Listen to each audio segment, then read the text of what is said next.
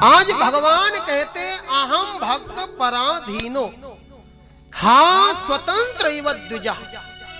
भगवान कहते दुर्वासा अगर हम स्वतंत्र होते तो जरूर तुम्हारे मन की कामना पूरी कर देते। साधुर भी ग्रस्त हृदयो भक्तिर भक्त जन प्रिय।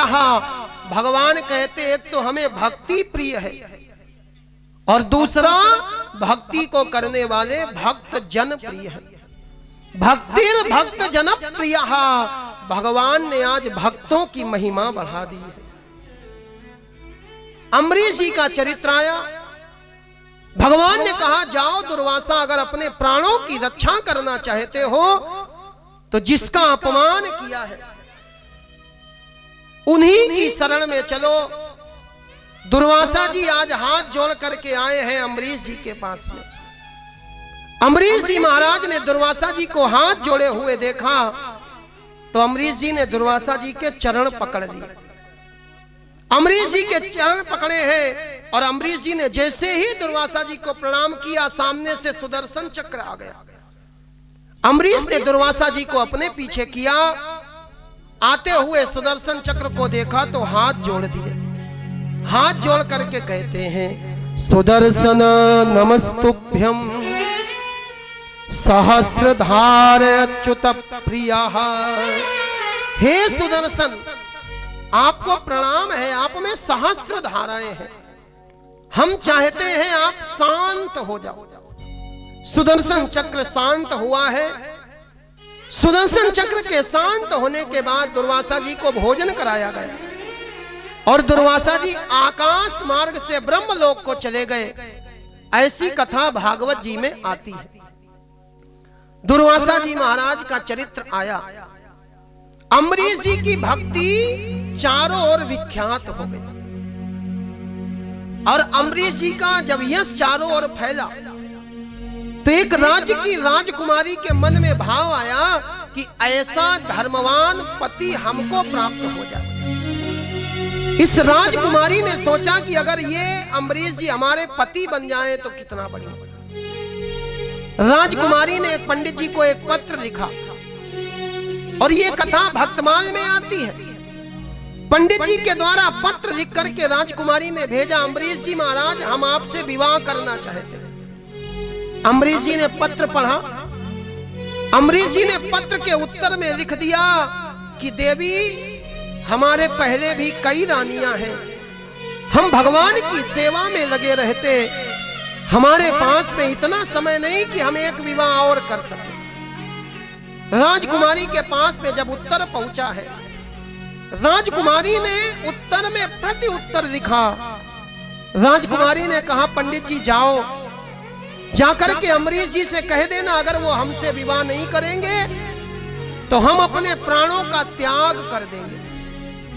अम्बरीश जी ने कहा देवी हम तुमसे विवाह करने के लिए नहीं आ सकते, क्योंकि अगर हम तुमसे विवाह करने आएंगे तो हमारा पूजन छूट जाएगा। अम्बरीश जी ने अपनी कटार अपनी तलवार पंडित जी को दे दी। कटार लेकर के गए हैं ब्राह्मण देवता और उस कटार के साथ में आज उस राजकुमारी ने भावर फेरी। भावर फेर करके अम्बरीश जी के नगर में आ गई। अम्बरीश जी अपनी सबसे छोटी वाली रानी से कभी मिलने नहीं गए। ये रानी अपने महलों में रहती है, अम्बरीश जी अपने महलों में रहते। अम्बरीश जी के जीवन का एक नियम है, अम्बरीश जी महाराज प्रातः काल उठ करके भगवान की सेवा करते। पति को वश में करने का उपाय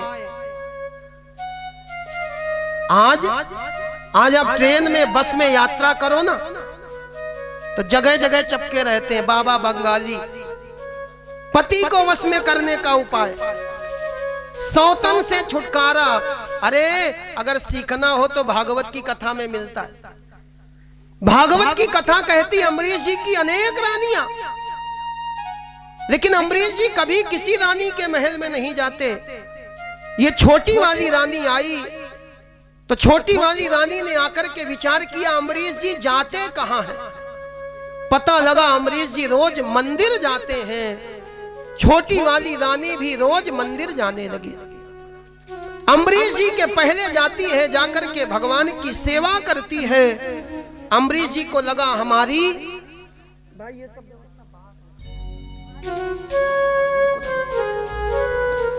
अम्बरीश जी को लगा ये रानी तो हमारी सेवा छीन रही।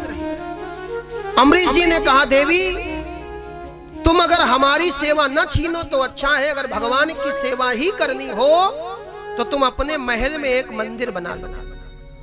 रानी ने अपने महल में एक मंदिर बनवाया। अम्बरीश जी महाराज अपने मंदिर में सेवा करते हैं और छोटी वाली रानी अपने मंदिर में भगवान की सेवा करती। लेकिन ये छोटी वाली जो रानी है ना, ये वीणा बजाना जानती थी। ये भगवान की पूजा करती है और उसके बाद वीणा लेकर के बैठ जाती और वीणा लेकर के बैठती है, भगवान के गीत गाती है। गोविंद चले आवो, गोपाल चले आवो, गोविंद चले आओ, गोपाल चले आओ, गोविंद चले आवो, गोपाल चले आवो, गोविंद चले आओ, गोपाल चले आओ, गोविंद चले आवो, गोपाल चले आवो, गोविंद चले आओ, गोपाल चले आओ। हे मुरलीधर मोहन, हे मुरलीधर मोहन, नंदलाल चले आवो, हे मुरलीधर मोहन, नंदलाल चले आओ, गोविंद चले आवो, गोपाल चले आवो। ये छोटी वाली रानी रोज भगवान की सेवा करती और भगवान का भजन गाती। वैसे संसार में गीत बहुत है और संसार के गीत गा करके अगर लोगों को रिझाना हो तो फिर गाने वालों को राग की आवश्यकता पड़ती है। गीत अगर राग में गाया जाए तो ही सामने वाले को अच्छा लगता है। गीत गाने के लिए राग की जरूरत है, लेकिन ये जो भजन होता है ना, भजन गाने के लिए राग की जरूरत नहीं। भजन, ये जो भजन है राग में गाओ तो बहुत अच्छी बात, लेकिन राग ना हो तो मेरे भाई भजन तो अनुराग से गाया जाता है। और आज इस छोटी वाली रानी ने अनुराग में भर कर के भजन गाया। गोविंद चले आओ, गोपाल चले आओ। ये आवाज पहुंची है राजा अम्बरीश के कान में। अम्बरीश जी को लगा हमारे राज्य में ऐसा कौन जो सवेरे सवेरे उठ करके कीर्तन करने लगा। अम्बरीश जी गए हैं, जाकर के देखा एक राजकुमारी 16 श्रृंगार किए हुए भगवान की सेवा कर रही है। अम्बरीश जी ने कहा देवी आप कौन? राजकुमारी ने चरण स्पर्श किए, महाराज हम आपकी सबसे छोटी वाली रानी हैं। हम वही हैं जिन्होंने आपकी कटार के साथ में भावर फेरी है। अम्बरीश जी को लगा ये रानी है तो छोटी लेकिन समझदार बहुत है, भगवान का गीत गाती है। अब अम्बरीश जी सवेरे जाते, अपने मंदिर में भगवान की सेवा करते और लौट करके आकर के उसी छोटी वाली रानी के महलों में बैठ जाते। राजा और रानी दोनों अपने भगवान की स्तुति गाते। अन्य रानियों को पता लगा ये छोटी वाली रानी ने तो राजा के ऊपर जादू कर दिया। ये राजा छोटी वाली रानी के पास जाता। ब्राह्मणों ने कहा राजा रानी के पास नहीं जाता, राजा तो इसलिए जाता क्योंकि रानी भगवान का भजन करती। अब तो जितनी रानियां थी सबने भगवान का भजन शुरू कर दिया। राजा सब रानियों के घर जाने लगे। प्रजा को पता लगा राजा वहीं जाते हैं जहां भजन होता है। अब तो पूरी प्रजा गाने लगी, यथा राजा तथा प्रजा, सारी की सारी प्रजा गा रही है, गोविंद चले आवो। और आज इस गीत का बहुत महत्व है, क्योंकि आज हमारे राम जी को भी आना है और हमारे श्याम जी को भी आना है। तो मिल करके भगवान से प्रार्थना करते हैं, गोविंद चले आवो, गोपाल चले आवो, चले आओ, गोपाल चले आओ, गोविंद चले आवो, गोपाल चले आवो, गोविंद चले आओ, गोपाल चले आओ, गोविंद चले आवो, गोपाल चले आओ, गोविंद चले आओ, गोपाल चले आओ। जय हो।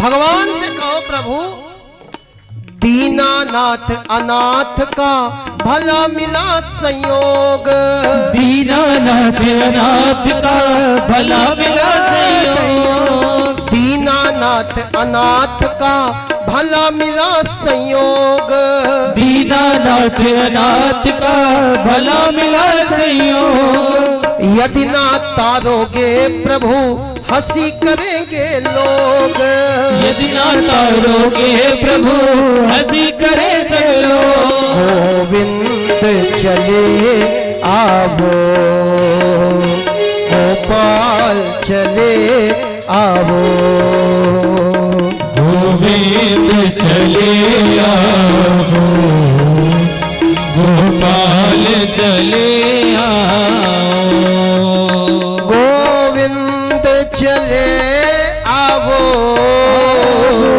गोपाल चले आवो,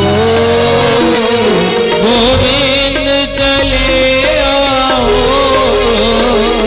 गोपाल चले आओ, गोविंद चले आवो, गोपाल चले आवो, गोविंद चले आओ, गोपाल चले आओ, गोपाल चले आवो, गोपाल चले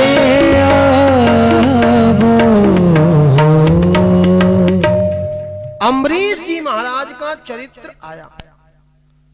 अम्बरीश जी महाराज की भक्ति के वश में भगवान हो गए और भगवान सदैव अपने भक्त के वश में रहते हैं।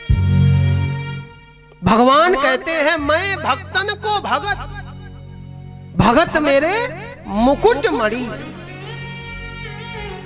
और भैया कोई भगवान का दास बने, कोई भगवान का दास बने, भगवान प्रसन्न नहीं होते। कोई भगवान के दास का दास बन जाए, भगवान जल्दी प्रसन्न होते। दास हो हम, दास हो हम, दास हो हम। भगवान अपने भक्त के वश में है। अम्बरीश जी का चरित्र आया। मनु के वंश में एक राजा हुए मानधाता जी महाराज। इनके 50 कन्याएं उत्पन्न हो गई। एक महात्मा है, नाम है सौभरी जी। एक बार ये यमुना में स्नान करने के लिए गए और जैसे ही यमुना के जल में डुबकी लगाई, इन्होंने एक मछली को काम क्रीड़ा करते देखा। इनके मन में भी विवाह की इच्छा जग गई। इन्होंने सोचा अगर हमारा विवाह हो जाए तो कितना बढ़िया। फिर विचार करने लगे, हम बूढ़े महात्मा, हमारे साथ में अपनी बेटी का विवाह कौन करेगा। पुराने समय में महात्माओं को, ब्राह्मणों को जो जरूरत होती थी, ब्राह्मण जाकर के राजा से मांग लिया करते थे।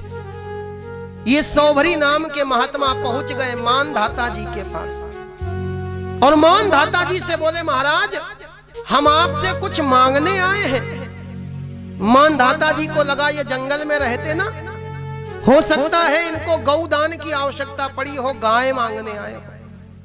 ये नित्य प्रति होम करते हैं, हो सकता है इनको हवन सामग्री की जरूरत हो, वो मांगने आए हो। राजा ने कहा, महाराज जो मांगोगे वही मिलेगा। अब तो सौभरी जी बोले, फिर एक काम करो, जल्दी से हमको अपनी एक कन्या का दान कर दो।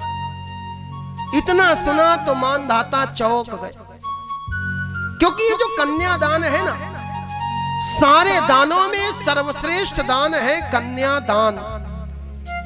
लेकिन ये कन्यादान किसी को भी नहीं कर देना चाहिए। कोई भूखा हो, बिना विचार किए उसको भोजन करा देना। कोई प्यासा हो, बिना विचार किए पानी पिला देना। कोई बीमार हो, बिना विचार किए दवा का दान कर देना, औषधि का दान कर देना। लेकिन जब कन्यादान करने का नंबर आए तो 4 चीजें देख लेना। जो घर, सबसे पहले तो जिस घर में विवाह हो रहा वो घर कैसा है। दूसरा, वर लड़का कैसा है। तीसरा, कुल खानदान कैसा है। और घर भी अच्छा हो, वर भी अच्छा हो, कुल भी अच्छा हो। तब ये देखना कि ये तीनों तुम्हारी बिटिया के अनुकूल हैं कि नहीं है। जो घर वर कुल होई अनूपा, करिय विवाह सुता अनुरूपा। और इन्होंने विचार किया, ये बूढ़े महात्मा, और इनके हाथ में हम अपनी इस 16 साल की राजकुमारी का हाथ दे कैसे दें। स्थिति बड़ी विपरीत हो गई। एक बार एक सांप ने चूहे के धोखे छछूंदर पकड़ लिया। अब बोले, अब ना निगलते बनता है और ना उगलते बनता है। धर्म सभी तो उभय मति घेरी, भई गति सांप छछूंदर केरी। बोले, अब इनको कन्या दान भी नहीं कर सकते और इनको मना करने की हिम्मत भी नहीं है। इन्होंने रास्ता निकाला। ये बोले, महाराज आप अंदर चले जाओ, अंदर हमारी 50 कन्याएं हैं। जो कन्या आपको देख करके आपके साथ विवाह करने के लिए तैयार हो जाएगी, हम वही कन्या आपको दान कर देंगे। मानधाता जी ने तो बहाना बना दिया और सौभरी जी महाराज मानधाता जी की इस चाल को समझ गए। इन्होंने योग के बल से अपने शरीर को सुंदर बना लिया। इतना सुंदर बन गए, इतना सुंदर बन गए कि जैसे ही महलों के अंदर प्रवेश किया, सारी की सारी कन्याएं आपस में लड़ने लगी। सूत्र कहता है, कन्या वरयते रूपम। कन्या सदैव यही चाहती है कि उसका होने वाला पति सर्वांग सुंदर हो, संसार में उससे ज्यादा सुंदर कोई ना हो। और सौभरी जी इतने सुंदर बन करके गए कि ये 50 कन्याएं आपस में लड़ने लगी। किस बात पर? एक कहती है, देखो तुम्हारे जीजा जी आ रहे, मतलब इनके साथ में विवाह हम करेंगे। दूसरी बोली नहीं भाई, जीजा जी होंगे तुम्हारे, हमारे तो पति देवता है, मतलब इनके साथ में विवाह हम करेंगे। तीसरी बोली तुम दोनों बेकार में लड़ती हो, अरे जीजा तो होंगे तुम्हारे, इनके साथ विवाह हम करेंगे। ये 50 की 50 कन्याएं आपस में लड़ने लगी। मानधाता जी को अपनी प्रतिज्ञा के अनुसार 50 कन्याओं का विवाह करना पड़ा। एक विवाह करने गए थे, 50 कन्याओं के साथ विवाह हुआ, जीवन यापन करने लगे। लेकिन थोड़े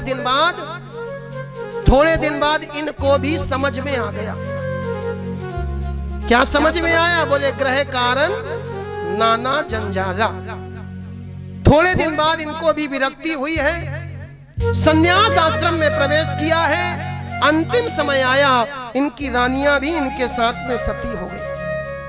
मनु के ही वंश में एक राजा हुए हैं त्रिबंधन जी महाराज, इनके पुत्र हुए सत्यव्रत जी महाराज, जिनको हम लोग त्रिशंकु के नाम से जानते हैं। ये सत्यव्रत जी महाराज का नाम त्रिशंकु कैसे पड़ा? कहते हैं सत्यव्रत जी महाराज एक बार अपने गुरु के पास गए। इनके गुरु कौन? वशिष्ठ जी महाराज। और वशिष्ठ जी के पास में जाकर के बोले महाराज हम सशरीर स्वर्ग जाना चाहते हैं। गुरु जी ने कहा बेटा स्वर्ग जाने के लिए मरना पड़ता है, मरोगे तो ही स्वर्ग जाओगे। और ये सत्यव्रत जी कहते हम सशरीर स्वर्ग जाना चाहते। वशिष्ठ जी ने मना कर दिया। वशिष्ठ जी ने मना किया और इन्होंने तुरंत गुरु बदल दिया। आजकल लोग गुरु भी मौका देख के बनाते हैं और मौका देख के बदल लेते हैं। माफ करना मेरे भाई, भारतीय संस्कृति में स्त्री को एक ही पति करना चाहिए और शिष्य को एक ही गुरु करना चाहिए। इन्होंने वशिष्ठ जी को छोड़ दिया, विश्वामित्र जी के पास पहुंचे। विश्वामित्र जी से कहा महाराज हम सशरीर स्वर्ग जाना चाहते। विश्वामित्र जी ने अपने योग के बल से इनको सशरीर स्वर्ग भेज दिया। जैसे ही स्वर्ग में पहुंचे, दरवाजे पर खड़े हुए, इंद्र ने देखा। इंद्र ने कहा यहां मरने के बाद आया जाता। और इंद्र ने आज इनको धक्का दे दिया। जैसे ही धक्का दिया, ये सत्यव्रत जी महाराज आकाश से नीचे गिरने लगे, आवाज लगाने लगे बचाओ बचाओ, विश्वामित्र जी बचाओ। विश्वामित्र जी को लगा अगर ये नीचे आ गया तो हमारी हंसी होगी। विश्वामित्र जी ने अपने योग के बल से इनको बीच में रोक दिया। ना ये नीचे के रहे और ना ये ऊपर के रहे। और सरल शब्दों में कहें, ना ये घर के रहे और ना ये घाट के रहे। जीवन में याद रखना, आप जहां हो, अगर आप वहां प्रसन्न नहीं हो तो फिर आप चाहे जहां चले जाना, आप वहां प्रसन्न नहीं हो पाओगे। प्रसन्न होने के लिए परिस्थिति की जरूरत नहीं होती, प्रसन्न रहने के लिए मना स्थिति की जरूरत पड़ती है। त्रिशंकु जी महाराज ना नीचे के रहे ना ऊपर के रहे, और ये जीव भी आज त्रिशंकु बना फिर रहा है। हमारे पास जो होता है हम उसका लाभ नहीं ले पाते, और जो नहीं होता है उसके लिए जीवन भर भागते रहते। भगवान ने हमारे लिए फूल खिलाए, उन फूलों का आनंद नहीं ले पाते, और आकाश में खिलने वाले तारों को पाने के लिए उन फूलों को अपने पैरों से रौंद देते हैं। जहां हो भगवान की कथा कहती है वहीं प्रसन्न हो जाओ। और ये सत्संग यही तो करता, हर हाल में खुश रहना सत्संग में सीख जाए।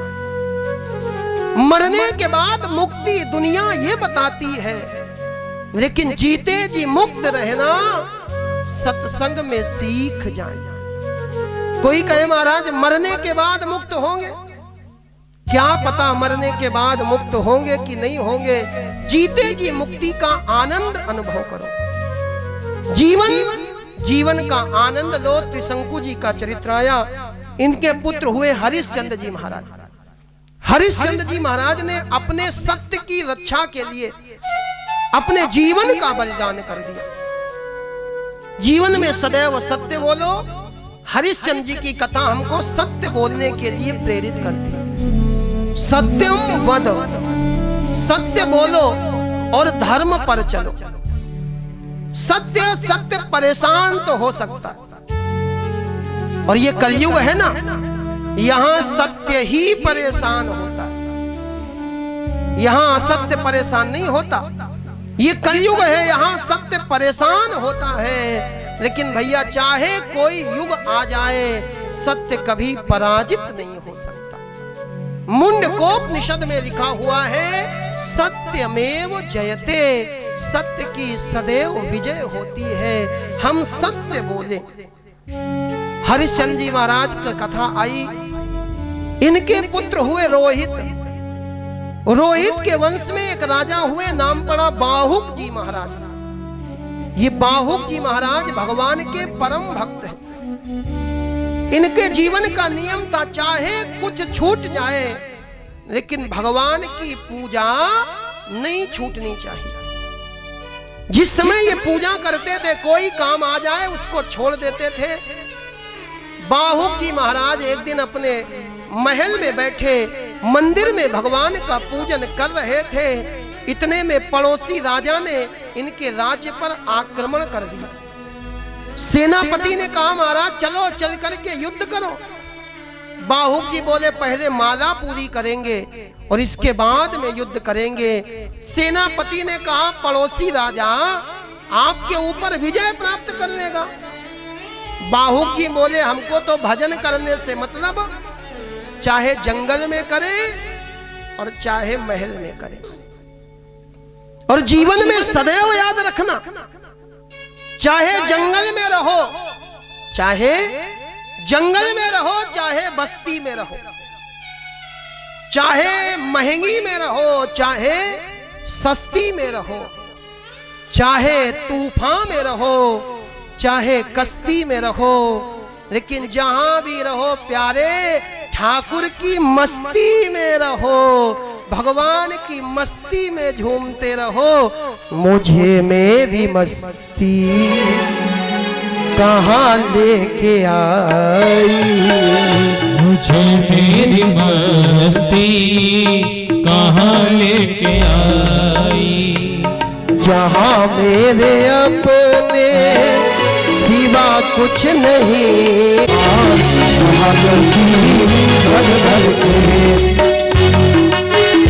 कथा मैया की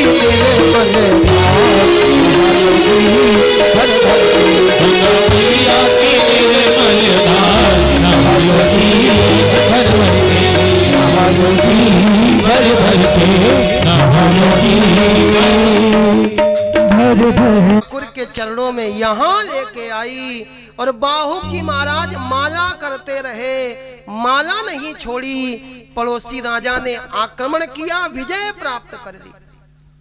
बाहुक जी महाराज ने अपनी पत्नियों को लिया और जंगल में जाकर के भगवान का भजन करते रहे।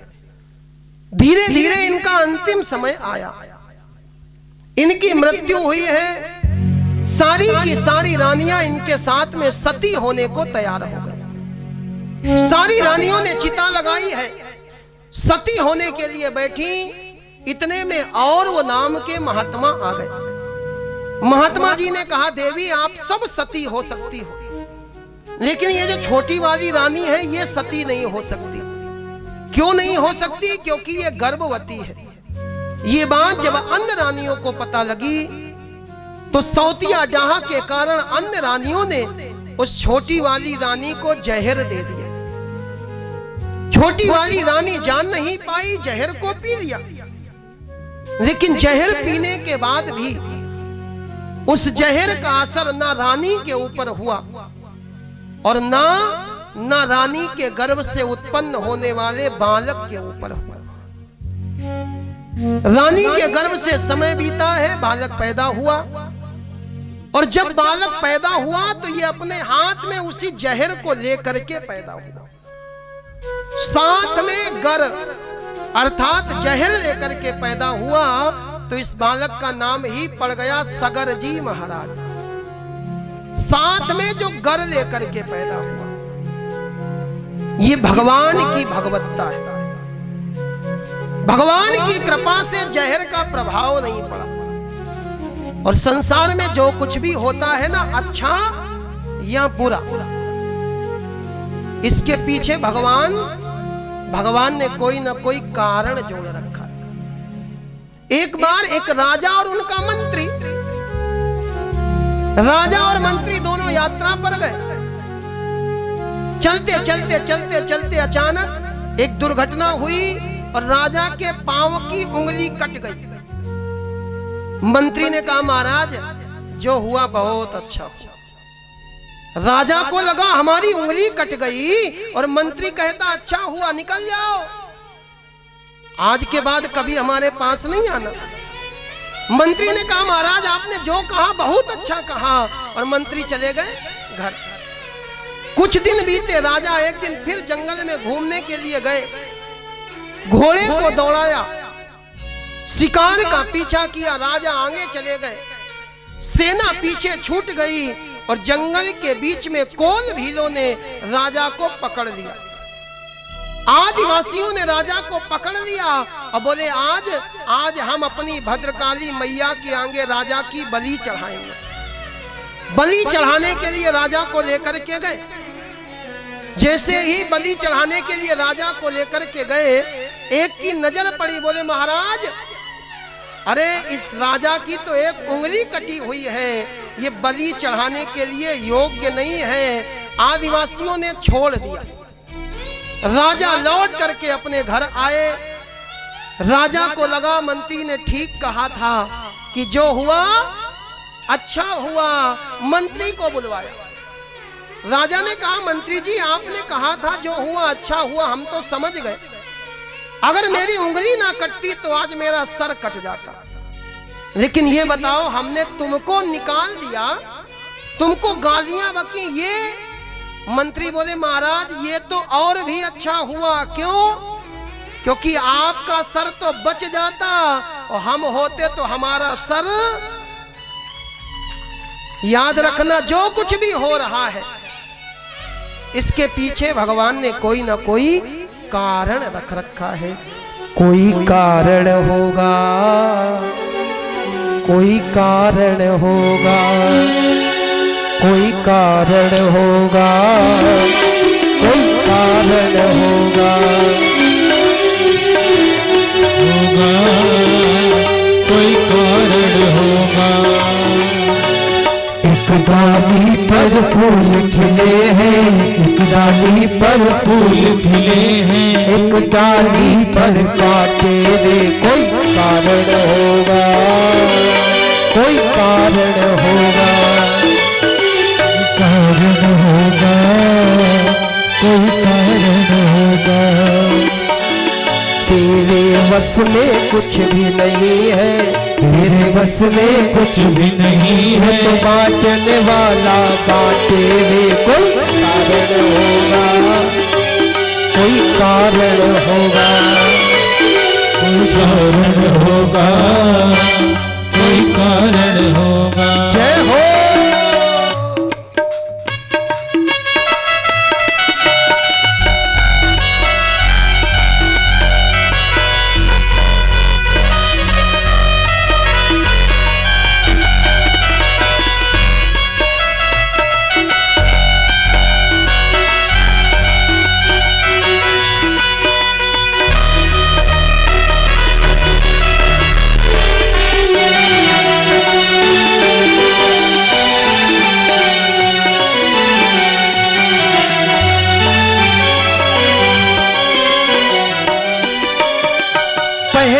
बनती है तकदीरें, पहले बनती है तकदीरें, फिर बनता है शरीर, फिर बनता है शरीर। पहले बनती है तकदीरें, फिर बनता है शरीर, फिर बनता है शरीर, फिर बनता है शरीर। ये तो प्रभु की कारीगरी है, ये तो प्रभु की कारीगरी है। तू क्यों होता अधीर रे बोल। कारण होगा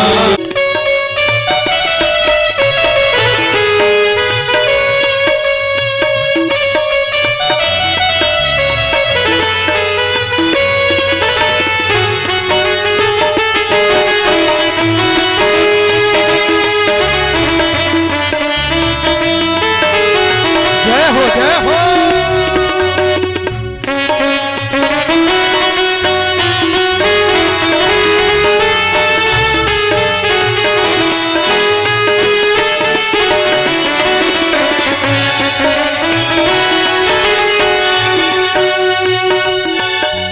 और प्यारे, पैसे से बिस्तर मिल जाए, नींद को तरसे नैन। कर से नैना। आपने जीवन में बहुत लोगों को देखा होगा, किसी गरीब से पूछना कभी नींद की गोली खाई, वो कहेगा आज तक जरूरत नहीं पड़ी। इतनी मेहनत करते कि रात में कब गिरते सो जाते पता नहीं लगता। और अमीर आदमी महाराज जब तक रात में गोली ना खाए नींद नहीं आती। पैसे से बिस्तर मिल जाए, नींद को तरसे नैना, पैसे को तरसे नैना, नींद आए कांटों पर भी सो कर आए। किसी के मन को चैन रे कोई कारण होगा, कोई कारण होगा, कोई कारण होगा।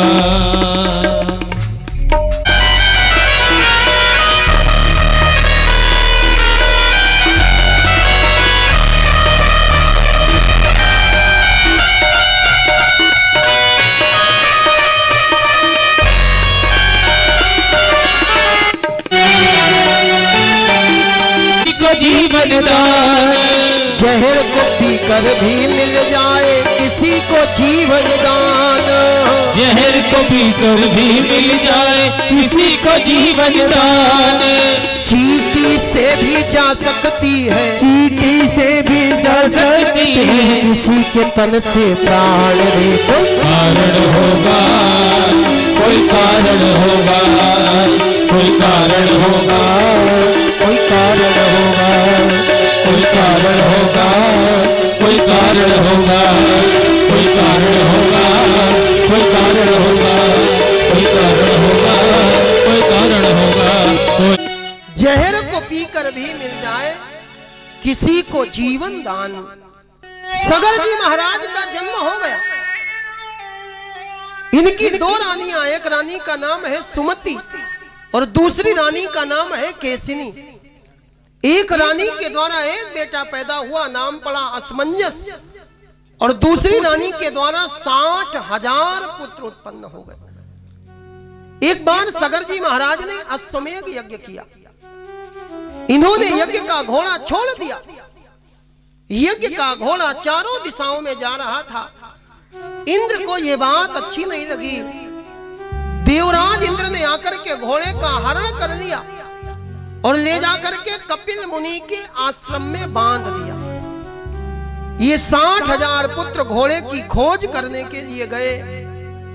पूरी पृथ्वी पर घोड़े को खोजते रहे, घोड़ा नहीं मिला। घोड़े की खोज करते करते ये दक्षिण दिशा की ओर गए और वहां जाकर के घोड़े की खोज करते करते गड्ढा खोदा है। इन्होंने गड्ढा खोदा और भूख लगती है तो ब्रह्म पुराण में कथा आती है, ये उसी मिट्टी को खा लेते। इनके द्वारा एक बहुत बड़ा गड्ढा खोद दिया गया और बाद में जब गंगा जी का प्रादुर्भाव हुआ है, गंगा का जल जाकर के उस गड्ढे में भरा तो सगर के पुत्रों द्वारा खोदा गया और गंगा का जल भरा।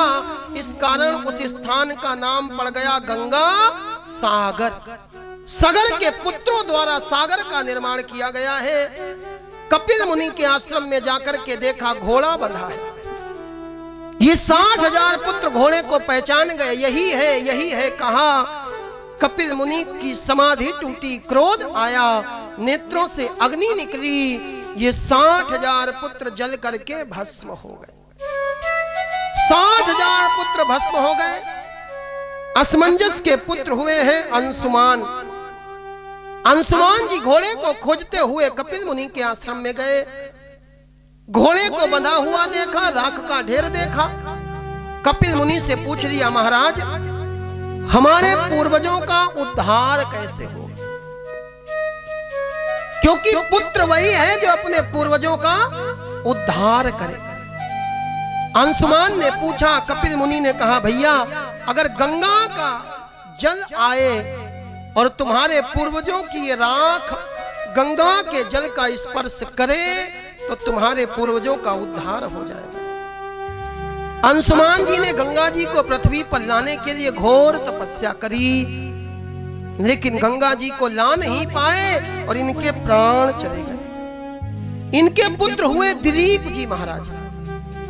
दिलीप जी ने भी गंगा जी को पृथ्वी पर लाने के लिए घोर तपस्या करी, लेकिन गंगा जी को पृथ्वी पर नहीं ला पाए और इनके भी प्राण चले गए। इनके बाद में पुत्र हुए हैं भगीरथ जी महाराज। भगीरथ जी महाराज ने गंगा जी को पृथ्वी पर लाने के लिए घोर तपस्या करी। घोर तपस्या से मैया गंगा प्रभावित हुई। भगवती परांबा गंगा मैया प्रकट हुई हैं। बोलिए गंगा मैया की जय। गंगा मैया प्रकट हुई हैं। गंगा मैया से प्रार्थना करी भगीरथ जी ने। भगीरथ ने कहा, मां इस पृथ्वी लोक में चलो और चल करके हमारे पूर्वजों का उद्धार कर दो। गंगा मैया ने कहा, बेटा मैं चलूंगी जरूर, लेकिन मेरा वेग इतनी तेज है, मैं इस पृथ्वी को फाड़ करके रसातल में चली जाऊंगी, तुम्हारा सारा प्रयास विफल हो जाएगा। भगीरथ ने कहा, मैया कोई उपाय बताओ। गंगा मैया कहती, अगर भोले बाबा हमको अपनी जटाओं में स्थान दें तो भोले बाबा की जटाओं से होते हुए हम पृथ्वी लोक में आए। और आज भगीरथ ने भोले बाबा की भी प्रार्थना करी। शांतम पद्मासनस्थम शशिधर मुकुटम दिव्य कर्पूर गौरम। कर्पूर गौर भगवान शिव की प्रार्थना करी। अंबिका नाथ जय भूतेश्वर, अगहर शंकर जय त्रिपुरारी, त्रिभुवनपति पशुपति आशुतोष, कामारी इंद्र जय असुरारी। भोले बाबा की प्रार्थना करी। भोले बाबा प्रकट हो गए। वरम रूही वरदान मांगो। भगीरथ ने कहा, बाबा हम चाहते हैं गंगा जी पृथ्वी पर आए और आप माध्यम बन जाए। भोले बाबा ने आज अपनी जटाओं के जाल को फैलाया है।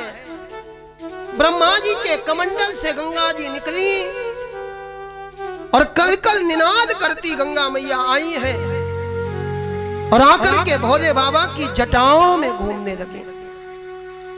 भोले बाबा की जटाओं में कल कल निनाद करती हुई गंगा मैया बह रही है। भोले बाबा ने जटाओं के जाल को बांधा है, जूड़ा लगा लिया। भगीरथ ने फिर प्रार्थना करी। भोले बाबा ने एक धार छोड़ी। आगे आगे भगीरथ जी रथ लेकर के जा रहे हैं और पीछे पीछे गंगा मैया कलकल निनाद करती हुई प्रवाहित हो रही हैं। गंगा मैया की अविरल धारा बह रही है। और मेरे भाई, ये जो गंगा मैया है ना, ये गंगा मैया की बड़ी महिमा है। ये गंगा मैया की उत्पत्ति कैसे हुई? ये गंगा मैया है कौन? शास्त्रों में, पुराणों में, ग्रंथों में गंगा मैया की उत्पत्ति की अनेक कथाएं आई।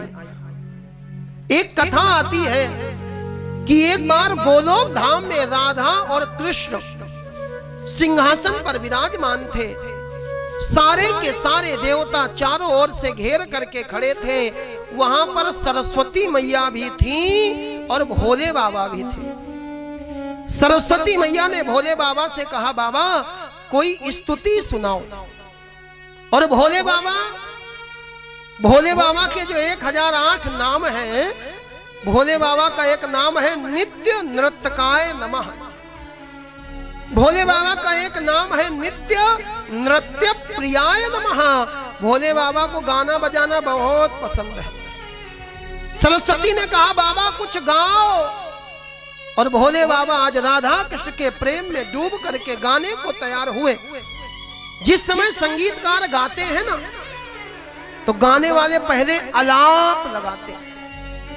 आज भोले बाबा जैसे ही स्तुति गाने को बैठे, भोले बाबा ने आलाप लगाया। भोले बाबा जैसे ही आलाप लगाते हैं, सारे के सारे देवता उस आलाप को सुन करके आंख बंद करके ध्यान में डूब जाते हैं। भोले बाबा ने स्तुति को गाया। जैसे ही स्तुति का विश्राम हुआ, सारे के सारे देवताओं ने आंख खोल करके देखा, जिस स्थान पर राधा और